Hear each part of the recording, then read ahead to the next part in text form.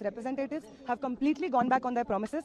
The notification that has come out of Bihar and Assam has not been replicated in Bengal. And in any case, the notice came out day before yesterday in Bihar and in Assam also sometime around that time. But till now, the arrested students have not been released. MLA of Paliganj, Comrade Sandeep Saurabh, who was leading the protests, he's still under jail 2 days after the notification came out. ISA activist Comrade Dhananjay, Comrade Dipankar, Comrade Sabha, Comrade Divyam, all of them are still behind jail. NSUI activist is still in Beur jail. All of them are still lodged in jail 2 days after the notification came out. We do not understand what the delay is.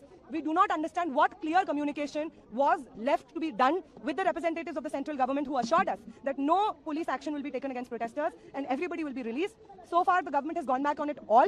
We have called for a protest in Bihar on the 30th of July. A similar protest has been called in Kolkata by students. It is going to take place either tomorrow or day after.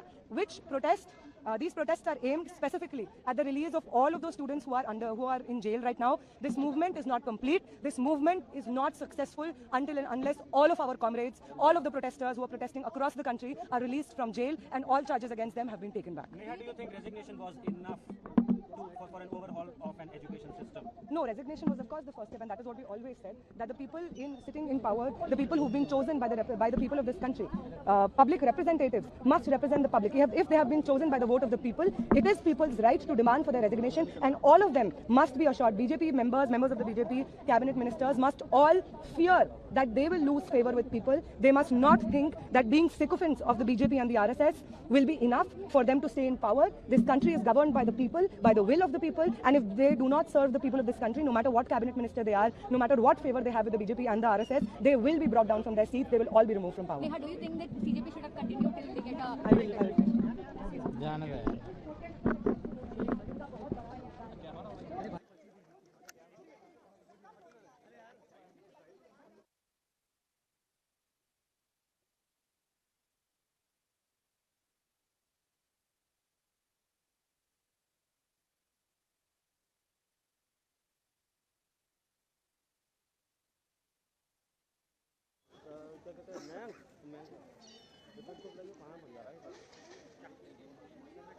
ये चाहिए क्या belt वाले भी permanent लगा? हाँ भाई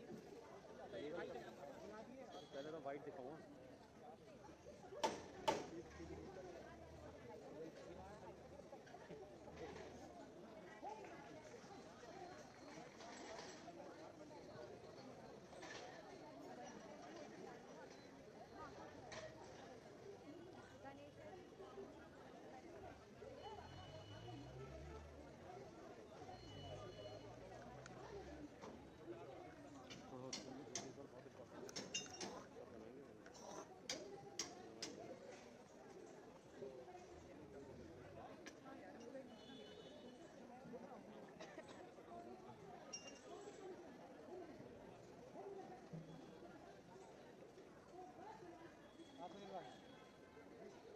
खत्म हो गया, बाइक हो गया, जा रहे हैं.